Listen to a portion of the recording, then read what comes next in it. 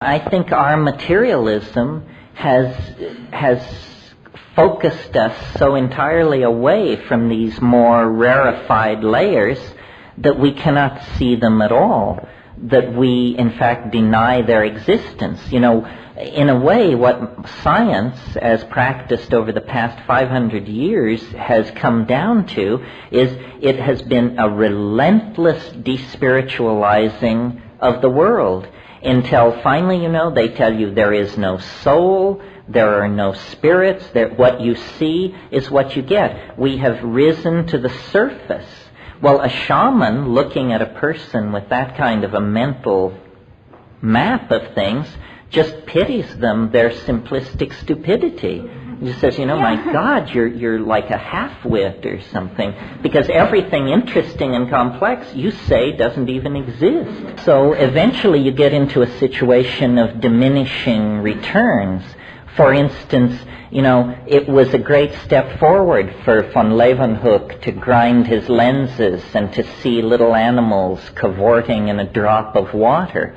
But for instance, now ordinary science is going to Congress and saying, in order to take another step deeper into the understanding of matter, we want $20 billion to create an instrument 17 miles in diameter that will take 30 years to build and that will allow us to at last confront the bottom quark or something like that. I heard these guys on NPR, probably some of you heard them, being challenged, particle physicists, being challenged by someone who said, well, you want America to commit, I think it was $50 billion to building the super collider. Can you name a single spin-off from particle physics that has trickled down into the lives of ordinary people? And they were absolutely stymied. I kind of go with Peter Russell's theory that, you know, perhaps from our technological culture we did get something. You know, first of all, none of us would be here if it was not for technology, because today we have like close to 5 billion people on Earth. That might be a curse, but that also might be, you know, do you want to be the one who is not born? I mean, a tricky question. So in that fact of life explosion, there is one thing that happened, is that we do now have a conscious of ourselves as one planet, as one whole being. I mean, even with the technology of going to the moon, through the physicality, we have a view of ourselves from the outside. I mean, to me, I look at it like maybe in the evolution of humanity, it's like being 7 years old. You know, all of a sudden you say, but hey, I am me, you know, I am somebody, and I can decide, you know, to say no or to say yes, but it is something there is an entity. And as a planet, maybe that's what we did when we went to the moon. And the Indians, you know, I go down to Sweat Lodge every week and I participate with the Indian community down in San Pedro, so I'm trying to learn a bit the way they think. And a lot of things I enjoy very much, you know, but then other things, you know, I don't agree totally. For instance, with the moon thing, you know, they say, well, we've been to the moon many, many times before, and we go to the moon through the dream world. See, like you went to the Alps, but a lot of people go to the stars. I mean, there is a lot of other realities out there, and it's not the future and it's not the past, it's just life. It's part of that dense, rich. But do you think that it's simply that there are a lot of realities? For instance, what puzzles me about these encounters with these elf things is the urgency from their side. You know, I could imagine just breaking into an elf ecology and seeing them busy making shoes and, you know, putting the blush on strawberries or whatever elves do. But they seem intently focused on a project that has consequences in this world, and that puzzles me. I don't think history has been a waste of time. I think probably it's served its purpose. And that what we now have to do is take what we've learned. It's the prodigal son, I mentioned that, and now return to the archaic family with the ability to move to the moon and to etch microcircuitry and to define the protein coats of viruses and these fancy things that we can do. All that is good knowledge, but it has to be linked to a coherency of self that we somehow have gotten so strung out on this scientific descriptive binge that we forgot why we're doing it and what this is all for. The only thing I would say is that for people to hear us into this kind of a, rationality, I think it's good diplomacy not to put down the culture, not to discard it. I mean, I got a sense sometimes that, you just kind of discard it as, a kind of a neurotic error of humanity or something. I think, there is acknowledging what it has done, acknowledging it as a step, and, kind of saying, there are good things that came out of it, but now we are reaching a kind of a crisis level, an apotheosis, and now we are into a dark corridor where we have to make choice, we may have to change direction, we have to do, something drastic, because if not, it's going to be, a cataclysm for everybody. Well, the basis of my criticism of science is not the science that it does, which it does very well, but the metaphysical pontificating that it claims to be able to do based on nothing more than its assumption that all competitors are naive. I mean, science should not be telling us what we should think about astrology, because astrology is not a proper object for scientific judgment.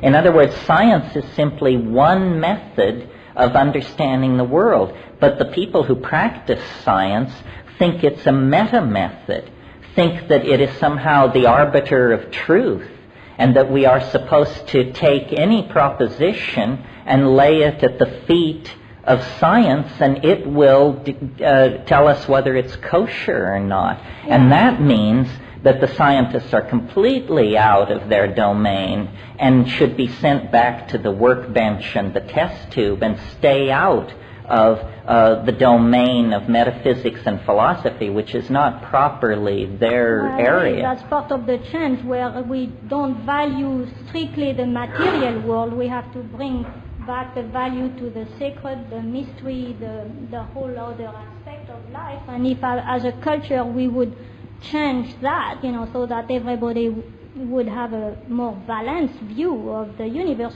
then the scientists would be automatically put back in their spot. Physics and metaphysics need to merge. Thank you. Everybody talks here like there is truth. There may be no truth. It may all be nonsense.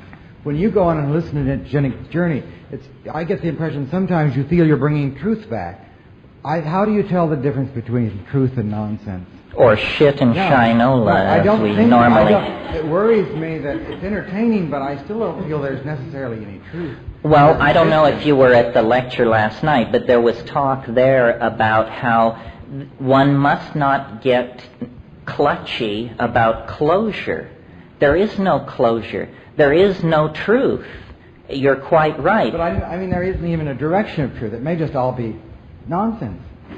Well, if it's all nonsense, then we're in a hell of a fix. Well, that's where we may be. Wittgenstein had a slightly different notion that I think is more serviceable here. He said, what we want to do is we want to make statements that are true enough. Now, there's a monkey concept. That's what we want. We want to say things which are true enough. That means serviceable in the circumstance in which they are being applied. And that's or whatever, if you're solving tensor equations of the third degree, then in that domain. But the idea, you see, it's so crazy to think that talking monkeys could get anywhere near truth. I mean, do you think a sea urchin possesses the truth, or a macaw? Well, then why you? And especially when you realize, we do all this business in English. And we're utterly naive about the limitations of language. You can't even take someone like Derrida, for instance. Whatever the man's truth is, it can't even be exported into English without becoming gibberish. Because when you read him, you can't understand him. However, it's also look at not only the limitations of language, but the potency of it. There's reason to believe that consciousness itself is invented out of language. Mm-hmm. When we take feral children out of the jungles that haven't had the adoption of abstraction into their lives, it is almost impossible to bring them to humanness, to being human. So language is maybe incredibly potent. And as you suggest with these elves, that you're talking about a medium of pure language.